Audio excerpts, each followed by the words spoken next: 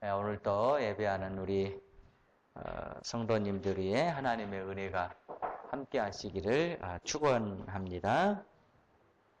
오늘 본문 말씀 제목은 귀가 열리고 혀가 풀리니 이렇게 제목을 붙여봅니다. 지금 우리는 예수님께서 이렇게 하나님의 복음을 전파하시는 데 있어서 특별히 이방 지역에서 하나님의 복음을 전파하시는 그 내용 본문 말씀을 지금 서로 나누고 있습니다. 오늘 내용은 기먹고 말 더듬는 사람, 예수님께서 고치시는 기적 내용입니다. 이제 여러분 우리 한번 보십시다. 성경으로 돌아가서요. 예수님께서 오늘 이 기적을 베푸시는 장소를 성경은 우리에게 설명을 하고 있어요. 31절 같이 읽어보십시다. 다시. 예수께서 다시 두로 지방에서 나와 시돈을 지나고 데가볼리 지방을 통과하여 갈릴리 호수에 이르시매. 자, 오늘 장소가 어디일까요? 네, 오늘 장소가 갈릴리 호수. 자, 갈릴리 호수. 그런데 갈릴리 호수가요,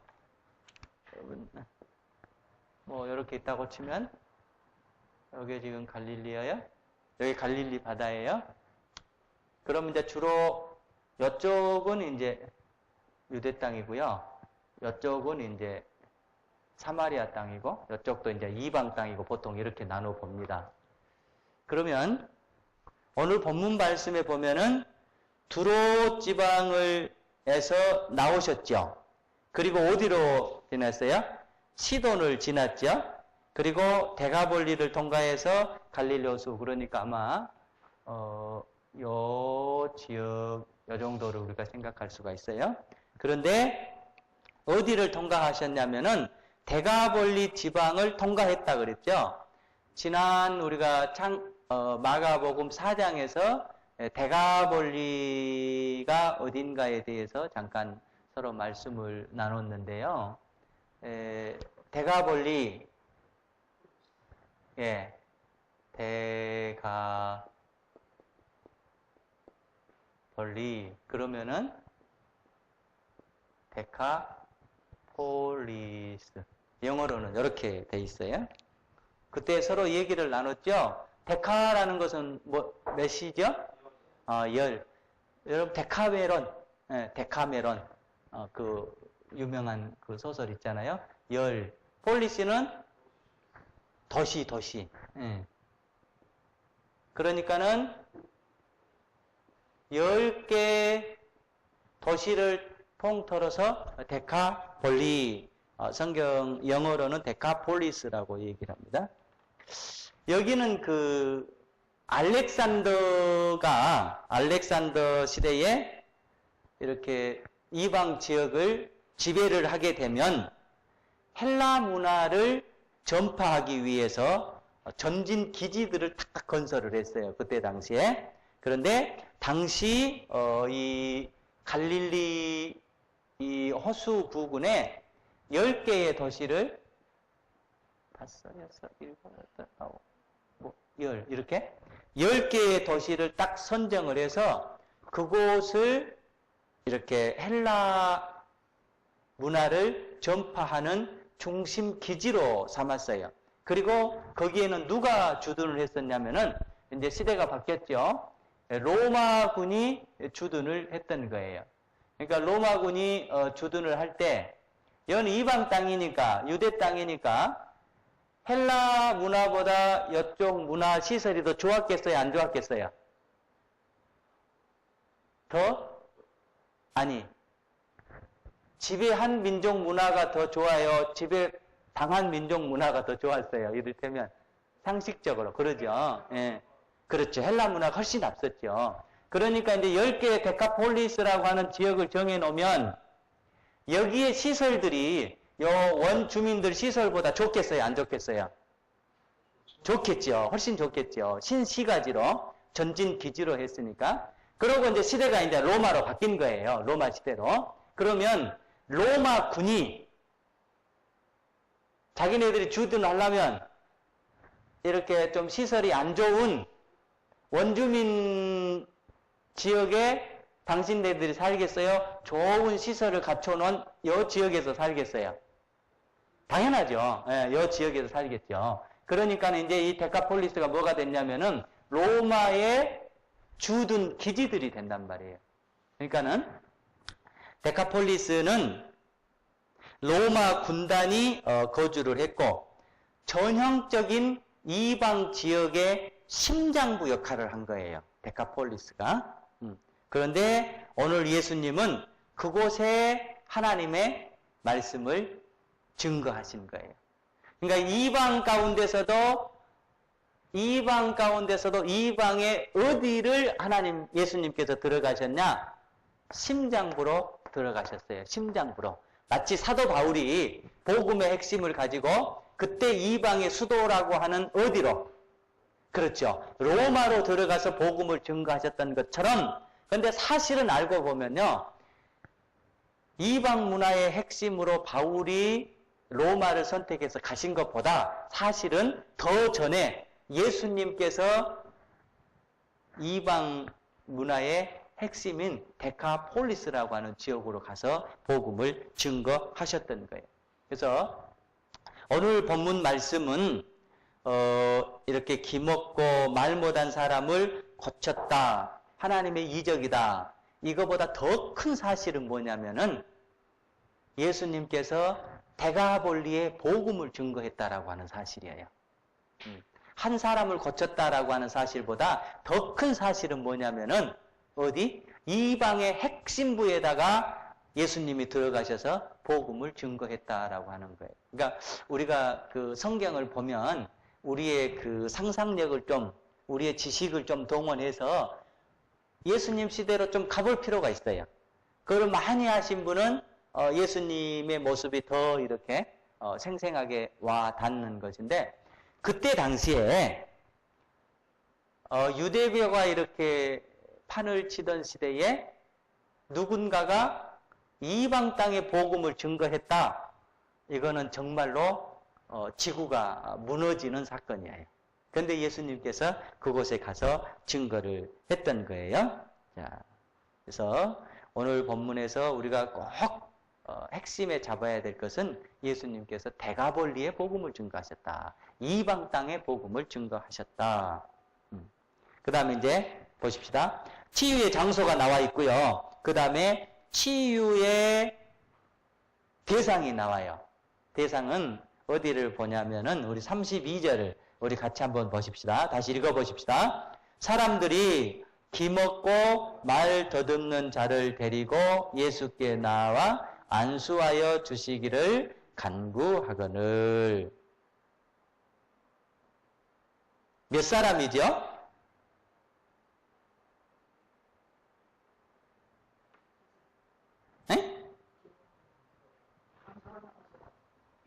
이제 이럴 때는 영문 성경을 얼른 보시면 알아요.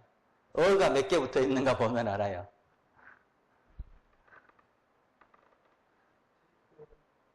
어가 몇 개 붙어 있어요?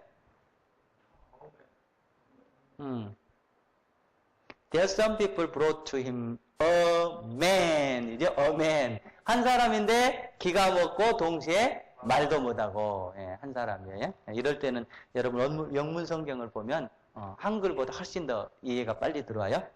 자, 한 사람이에요.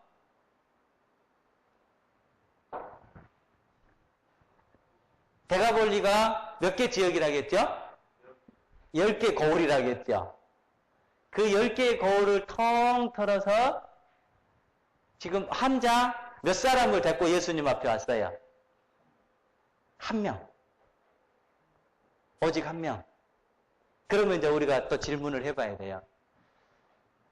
저 큰 데가볼리, 로마 심장 핵심부에 주님의 육체적인 치유를 받아야 될 사람이 오직 한 사람뿐이었을까? 그렇죠. 그죠? 그런데 여기에 보면 한 사람을 some people brought to him, 그러니까 사람들이 한 사람을 딱 데리고 왔어요. 한 사람. 이 한 사람이 누구냐라는 거예요. 누구냐? 지역은 분명히 10개 지역을 통틀어서 해요.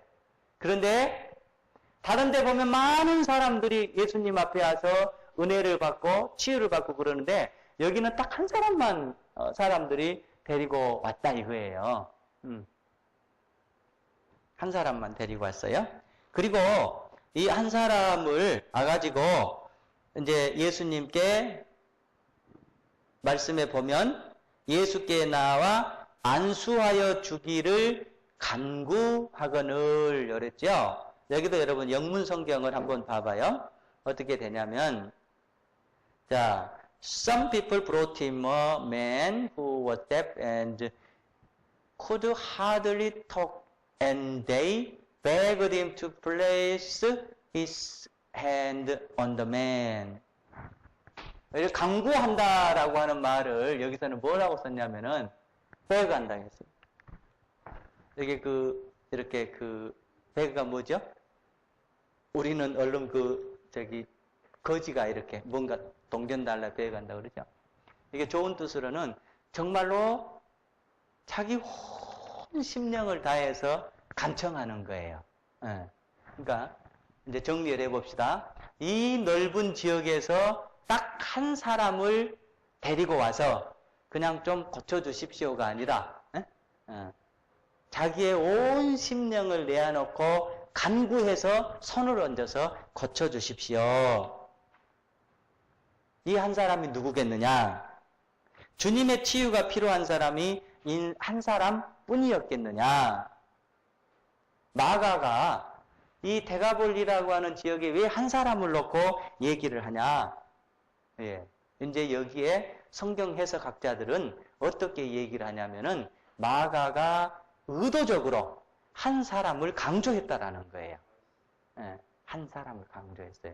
수많은 사람이 있을 것인데 한 사람을 강조했어요. 그러니까 우리가 성경을 볼 때 문자적으로 봐야 될 것가 있는가 하면은 역사적으로 봐야 될 것도 있고 의미적으로 봐야 될 것도 있고 상징적으로 봐야 될 것도 있고 그러잖아요. 근데 성경을 너무 상징적으로 봐버리면요 엉뚱한 해석을 해버려요. 그런데 또 어떨 때는 그럼에도 불구하고 상징적으로 봐야 되는데 이 본문은 마가가 굉장히 상징성을 띠고 우리에게 기록을 해줬다라고 하는 거예요. 어디서부터 상징성이냐면은 지도가 있으면 참 좋겠는데요. 우리가 이렇게 서울에서부터 이렇게 예수님께서 쭉 내려왔다면은 서울, 대전, 전주, 광주, 목포 이런 식으로 가야 합리적이겠죠. 그런데 예수님께서 서울, 목포, 대전, 강주, 전주 이랬다고 해봐요. 이건 안 맞죠? 논리적으로 안 맞죠?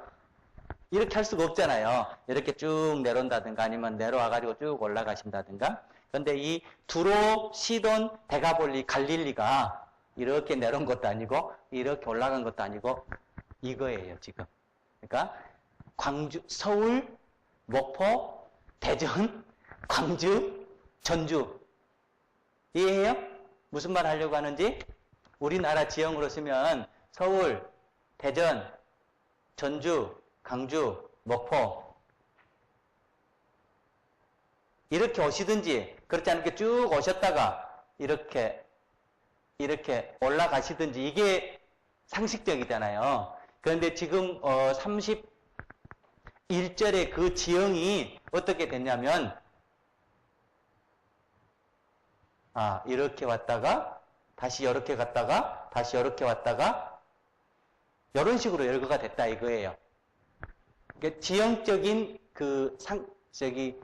논리성이 전혀 없다 이 말이에요. 이게 지금 차례대로 기록한 게 아니라.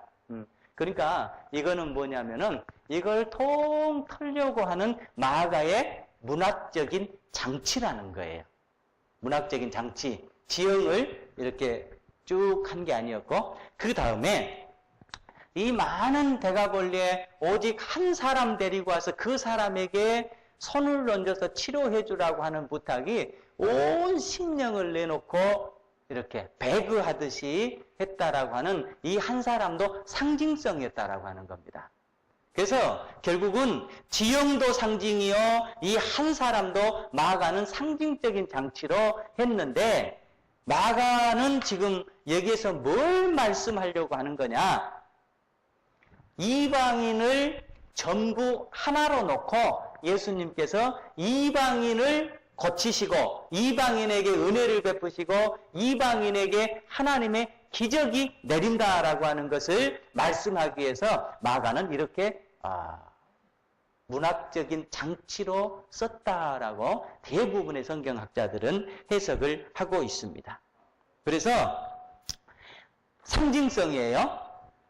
지형도 상징이요, 한 사람의 인물도 상징이요. 전부는 누구라고요? 누구를 상징하고 있다고요? 이방인 전부를 상징하고 있다고 하는 것입니다. 굉장히 이 부분은 상징적으로 마가가 기록을 하고 있다는 거예요. 그래서 이방 지역에 하나님의 은혜가 단절돼 버린 사람들을 대표해서 이 한 사람을 놓고 예수님 앞에 간구했다고 하는 것입니다. 자, 이제 봅시다. 그러니까 지금 치유를 받은 사람이 어디가 아파요? 귀가 안 들렸죠? 그리고 말도 거의 못했어요. 네. 말도 문제가 있었어요. 자, 그러니까 이게 뭘 얘기하냐면 하나님의 은혜를, 하나님의 복음을 들을 수 없는 이방인의 상태인 거예요. 그리고 말 못하는 거는 뭐 하는 거예요? 그렇죠. 예수 그리스도를 고백할 수 없고 또 더 나아가서는 하나님 앞에 기도할 수 없는, 왜? 관계가 형성이 안 되기 때문에 그것을 대표적으로 보여준다고 하는 것입니다. 그러니까 복음을 들을 수 없고 그 다음에 하나님 앞에 간구할 수 없는 이방인을 상징하고 있다고 말씀하고 있습니다. 근데 거기에 길을 열어주셨어요. 곧 이 말은 하나님의 은혜를, 하나님의 복음을 받을 수 있는 길을 예수님께서 열어주신 것이고 그 다음에 말을 할 수 있도록 해준 것은 이제 아바 아버지라고 부를 수 있는, 그리고 하나님 앞에 간구할 수 있는, 하나님 앞에 기도할 수 있는, 하나님을 아버지라고 부를 수 있는 은혜를 베풀어 주셨다고 하는 것을 마가는 지금 여기서 말하고 있는 것입니다. 그러니까 여러분, 우리가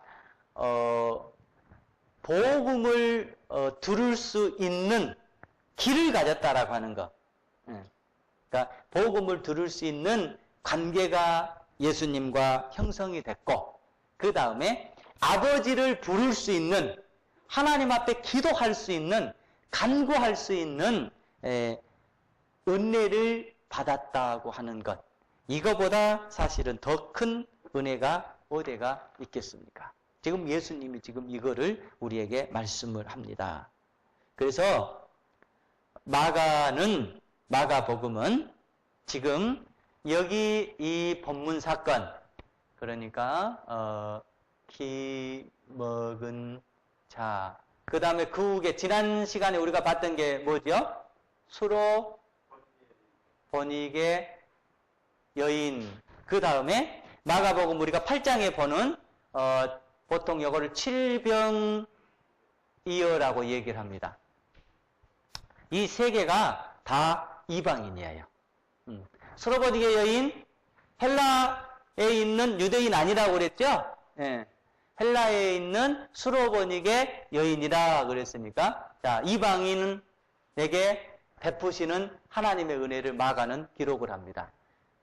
기먹은 자, 데가볼리에 있는 이방을 귀를 열어서 듣게 하시고 입을 열어서 하나님을 아바 아버지라고 부를 수 있는 여건을 허락해 주십니다. 칠병리어는 우리가 전에 봤던 오병리어와 비교를 했죠. 오병이어는 유대인에게 베푸신 하나님의 은혜고 칠병이어는 이방인에게 베푸신 하나님의 은혜라고 그때 우리가 비교하면서 본문을 봤잖아요. 그래서 이 세 개가 굉장히 강력하게 마가는 얘기를 하고 있는 것입니다. 누구에게? 이방인에게. 그래서 오늘 저와 여러분이 제가 하나님의 복음을 선포하고 있고 여러분이 또 하나님의 말씀을 듣고 있고 우리가 교회에서 하나님을 부를 수 있는 은혜가 사실은 어디서 시작되냐면은 여기서 시작되는 거예요. 이방인에게 베풀어 주시는 하나님의 은혜입니다. 그래서 저와 여러분이 늘 하나님의 복음을 들을 수 있다라고 하는 것, 그리고 우리가 기도를 잘하든 못하든 하나님의 기도를 응답해 주시는 것 같아, 안 해 주시는 것 같아, 그것을 떠나서 하나님 앞에 기도할 수 있다라고 하는 것, 이거보다 더 큰 은혜는 없어요. 이거보다 더 큰 하나님의 축복은 없습니다. 그래서 여러분이 늘 하나님의 복음을 들을 때, 아, 참 감사해요, 하나님. 저는 원래 하나님의 복음을 들을 수 없는 존재인데 하나님께서 복음을 듣게 하셨군요. 제 입술에서는 하나님을 부를 수 없는 존재인데 하나님을 부를 수 있게 하셨군요. 이것에 늘 감사하는 저와 여러분이 될 수 있기를 축원합니다. 자, 이것이 지금 본문의 배경적 의미입니다. 이제 다시 본문으로 들어가서요. 이 분이 기 먹고 말 더듬어요. 전에 언제 한번 얘기했죠? 기 먹는 거하고 말 못하는 거하고는 아주 밀접하게 관련이 있어요.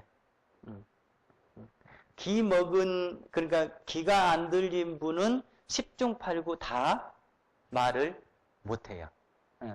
그래서 말을 못하기 때문에 기가 먹은 게 아니죠. 밝혀졌죠, 의학적으로. 못 들으니까 흉내를 못 내는 거예요. 그래서 이게 안 되니까 이게 안 되는 거예요.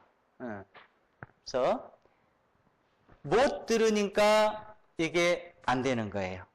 자, 그래서요, 이런 재밌는 의사가 써놓은 에세이를 제가 봤는데요.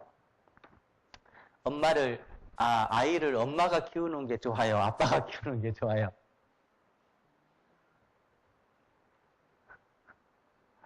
자, 요새는 별로 구별이 없습니다만은, 여자분의 구강 구조하고요, 남자분의 구강 구조를 딱 해부학적으로 비교해 놓고 보면은요, 여자분들의 구강 구조가 한 10배는 더 정교하게 돼 있대요. 남자분의 구강 구조보다.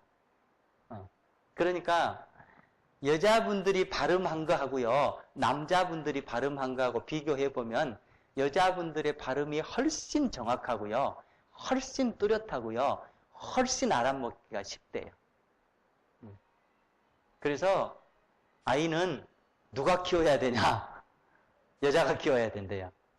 남자가 언어를 가르치면 아이가 이 발달되지 않는 구강 구조를 가지고 언어를 구사하면 아이들이 정확하게 언어를 못 배운대요. 그러니까 정확한 구강 구조를 가지고 있고 정확한 언어를 구사하는 여자분이, 엄마가 아이를 키워야 된다라고 하는 것입니다. 곧 이 말은 무슨 말인가 하면, 정확하게 말을 해줄 때 그것을 정확하게 들어야 정확하게 배울 수 있다라는 말이에요. 정확하게 들어야. 그러니까 정확한 말을 구사할 수 있는 엄마의 언어를 듣는 자녀가 훨씬 정확하게 듣고 정확하게 배울 수 있다라고 하는 얘기예요. 무슨 얘기인가 하면, 우리가 하나님의 말씀을 잘 들어야 된다라는 거예요. 하나님의 말씀을 정확하게 들어야 된다고 하는 말씀입니다. 여러분, 우리가 가끔 교회에서 이렇게 우리 교회는 없을 걸로 생각됩니다만은, 강단에서 이제 목사님들이 뭔 얘기를 하면 그거를 곡해하는 경우가 있어요. 물론 어느 목사님이 성도들 너 나쁜 놈 이러면서 친 사람 있겠어요? 없겠죠. 그런데 개중에는 이제 이런 설교의 말씀들이 와전돼 가지고 저거는 분명히 우리 목사님께서 지금 나를 찍는 소리야, 나한테 하는 얘기야, 그러면서 이게 이제 곡해가 되집니다. 그러면서 마음이 불편해져요. 자, 저는 앞으로 이제 저와 여러분들이 신앙생활 하면서 혹시라도 제가 뭐 이렇게 설교할 때 뭐 다른 얘기 잘 안 하잖아요. 혹시라도 그렇게 느껴지면 우리 목사님이 절대 그런 게 아니다라고 이해를 하세요. 자, 설령 그런다 치더라도요, 내 마음속에 찔림이 오는 거는 좋은 거예요. 내 마음속에 찔림이 오는 것은 은혜가 되는 거예요. 자, 여러분, 우리가 그 안 믿는 사람들이 이렇게 점 보러 가잖아요. 점 보러 가면 내 심장에 쫙 찔린 소리하고 내 심장에 탁 맞는 소리 하면 뭐라고 얘기하죠? 그 사람? 그렇죠. 영험하다? 예. 우리 전라도 말은 용하다고 그래요. 서울은 또 틀린 말 이렇게. 자, 그러면 내가 갔어요. 그런데 그 양반이 내 그냥 속을 다 들여다본 것처럼 얘기를 해. 그러면은 기분이 좋아요? 기분이 싫어요? 그때는 다 기분 좋아해요. 그리고 복채를 10,000원 낼 거를 20,000원 낸단 말이에요. 그런데 하나님께서 내 심령에 찔린 얘기를 하셨어. 그러면은 그것도 뭐냐면은 자, 하나님 영험하시다, 하나님 용하시다 하면서 기쁘게 받아야 된단 말이에요. 제가 무슨 얘기 하려고 그런 줄 알겠죠? 그러니까 교회에서 목회자들이 어느 일 개인을 놓고 치는 설교를 하지 말아야 되겠죠. 또 그럴 리도 없겠지만 혹시라도 우리가 앞으로 신앙생활 하면서 그런 것처럼 느껴질 때, 내 심령에서 느껴질 때, 아, 이거는 목사님이 참 용하시다, 하나님께서 참 용하셨다, 내게 주신 말씀이다, 이렇게 잘 들으라는 얘기예요. 긍정적으로 들으라는 얘기예요. 복음을 잘 들어야 우리의 영혼이 늘 살아나게 되는 것입니다. 잘 들어야 잘 되는 거예요. 자, 그러니까 그 다음에 이제 다음으로 넘어갑시다. 33절을 우리가 읽어봅시다. 예수께서 그 사람을 따로 데리고 무리를 떠나사 손가락을 그의 양 귀에 넣고 침을 뱉어 그의 혀에 손을 대시며. 자, 여러분 보세요. 이거 상상해 보세요. 예수님께서 양 귀에다가 손을 넣으셨죠. 이거는 좋은 거죠. 자, 그런데 아마 예수님께서 어떻게 하셨을까요? 침을 어떻게 뱉었을까요? 뱉어가지고 가장 되지 말아야 될 곳에다가 댄 거예요. 예. 그럴 때 그분의 심령이 어땠을까? 아까 제가 가은이 피부를 보면서 이제 웃기려고 이리 와라 그래가지고 제가 이러니까 가은이가 놀래가지고 도망갔어요. 예. 그러니까 그런데 그것을 진지하게 예수님께서 진지하게 제가 우리 서집사님 어디가 좀 불편하시다고요. 혀가 아프시다고요. 그럼 집사님 이리 오세요. 혀 내세요. 이랬다고 해봐요, 집사님. 기분이 어쩌시겠어? 첫 느낌이. 예. 아이, 그렇게 하지 마시고, 그냥, 집사님 이리 오세요. 혀 내보세요. 이렇게 하신다고, 했다고 해봐요. 그렇죠. 예. 그런데, 거부감이 들겠죠. 뭐야? 이러면서 거부감이 들겠죠. 그런데, 분명히 예수님께서는 그렇게 하셨어요. 그런데, 이거를, 이 당사자는 아주 진지하게 받아들였을 거란 말이에요. 무슨 거부감의 흔적이 전혀 없어요. 전혀 없어요. 자, 그러면, 왜 이렇게 되는 거냐? 여러분 생각해봐요. 왜 이렇게 된 거예요? 왜? 이거를 상대는 아주 진지하게 받아들인 거예요. 굉장히 웃기는 사건이고 이게 비상식적인 모습인데도 귀에 발랐다 가면 괜찮겠죠. 그런데 혀에다 갖다 바르는 거예요. 자, 이건 어쩌면 이 기먹고 어눌한 사람이 예수님을 전적으로 신뢰할 때에 가능한 거예요. 전적으로 신뢰했을 때. 그러니까 서집사님도 하나님의 뜻이 계시겠지. 이건 지금 믿음을 가지고 하나님을 신뢰하기 때문에 이상한 행동을 한다고 해도 받아들여진다라는 거예요. 그러니까 신뢰할 때만 가능한 거예요. 신뢰할 때만. 그러니까 왜 그러면 이분이 이렇게 예수님과의 신뢰 관계를 갖게 되었을까? 자, 다시 봅니다. 예수께서 그 사람을 따로 데리고 무리를 떠나서, 그러니까 그 무리 가운데 이분을 데리고 다른 곳으로 가죠. 다른 곳으로 가면서 그냥 아무 얘기 없이 갔을까요? 아니면 뭔가 서로 얘기를 주고받았을까요? 아마 그 길지 않는 시간이지만 가면서 예수님은 뭔가 얘기를 하셨을 겁니다. 그러면서 이분과의 짧은 만남이지만 충분한 신뢰의 관계가 형성되고, 그렇고 나니까 예수님께서 이상하듯이 혀에다가 침을 갖다가 발라도 오케이, 나는 당신을 온전히 신뢰합니다. 당신이 어떠하든지 나는 당신을 온전히 신뢰합니다. 이 관계가 형성된 거예요.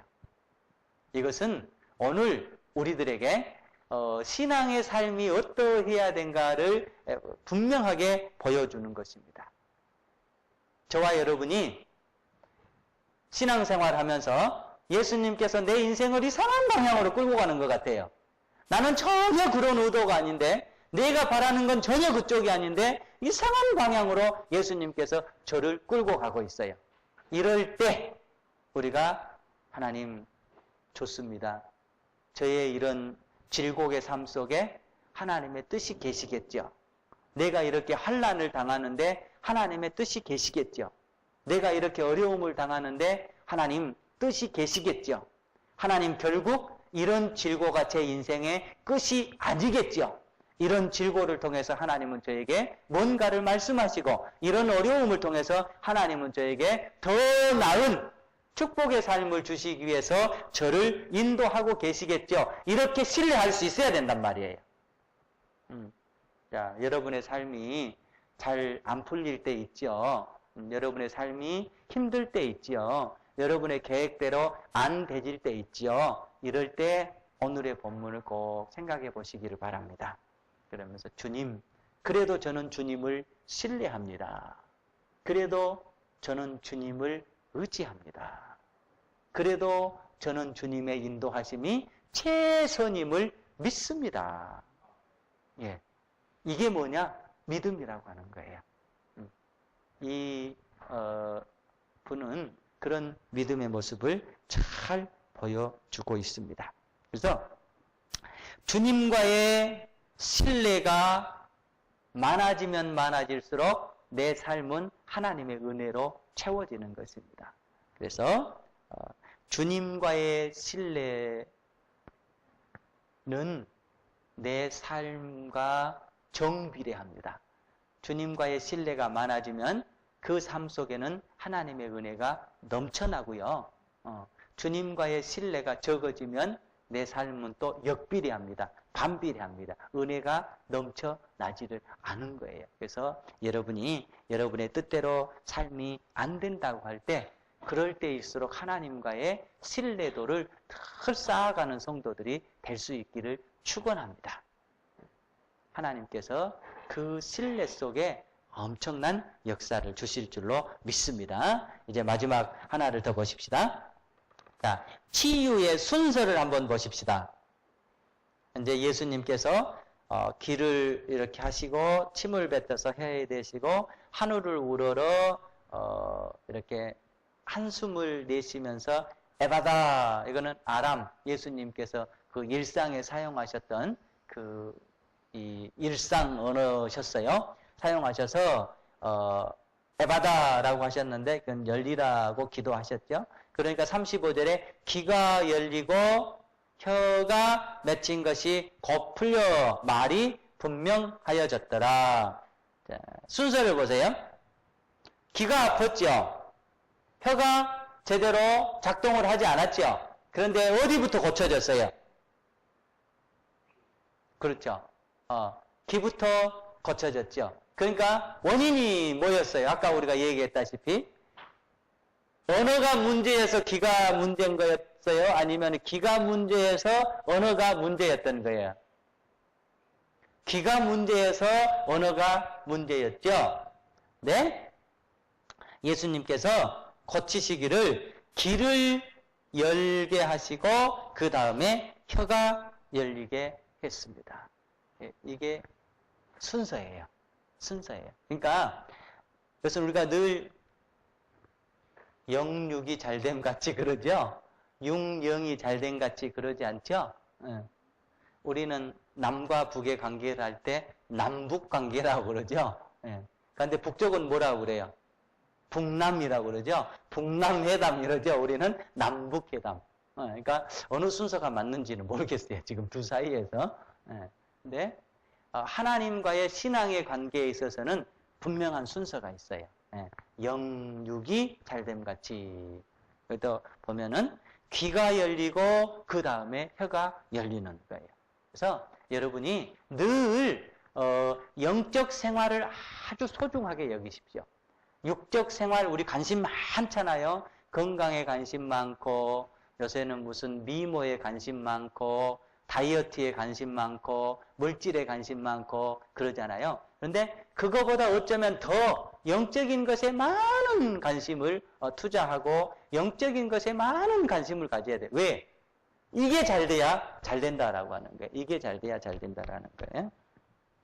오늘 아침에 밥을 먹는데요. 식탁에 참외 몇 조각이 올랐고 수박 몇 조각이 올랐어요. 그런데 제가 아무 생각 없이 참외를 먹었어요. 참외는 굉장히 달지요. 굉장히 달아요. 참외를 한 조각을 먹고 그 다음에 수박을 먹었어요. 수박이 너무너무 맛이 없는 거예요. 여러분 한번 실험해봐요. 혹시 집에 가시면. 그래서 수박이 왜 이렇게 한다? 왜 이렇게 심심해? 그러니까 집사람이 순서를 잘 선택해야지. 그러니까 무엇부터 먹어야 된다는 얘기예요.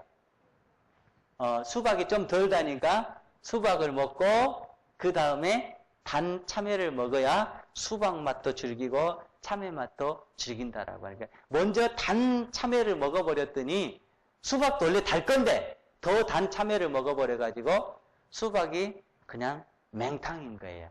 맹탕인 거예요. 그 얘기를 딱 듣는 순간 제 머릿속에 딱 스쳐 지나간 것이 그렇구나. 그렇구나. 그러니까 먹거리도 선택을 잘해서 먹어야 이게 즐기면서 먹을 수 있단 말이에요.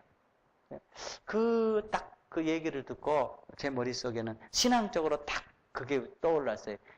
그렇구나. 하나님께서는 언제나 맛있는 것부터 주시는 게 아닐 수도 있겠구나. 왜? 맛있는 걸 줘버리면 맛을 못 느껴요. 맛을 못 느껴요. 그러니까 우리는 늘 하나님께서 우리에게 순풍으로만 주시기를 원하지만, 그죠? 그러니까, 아이고, 하나님 왜 순풍만 주지? 역경을 주세요. 그때 하나님께서 뭐라고 얘기해요? 순서를 잘 정해야지! 라고 똑같단 말이에요. 하나님은 우리에게 역풍을 통해서 순풍의 맛을 깨닫게 하는 거예요. 역풍을 통해서 순풍의 의미를 깨닫게 하는 거예요. 그러니까 맛을 알고 있는 집사람은 안 단 것부터 먹어라. 그래야 안 단 것도 맛있고 단 것도 맛있다 해요. 그런데 저는 단 것을 먹고 안 단 것을 먹으니까 이게 의미가 없는 거예요. 그러니까 우리는 늘 내 삶에 순풍만 바라고 있는 거예요. 그때 하나님께서 순서를 바로잡자. 나는 너에게 순풍부터 주고 싶지 않아. 순풍을 주고 역풍을 주면 순풍의 의미도 없어져 버리고 역풍의 교훈도 없어져 버린다. 나는 너에게 역풍을 먼저 주고 싶다.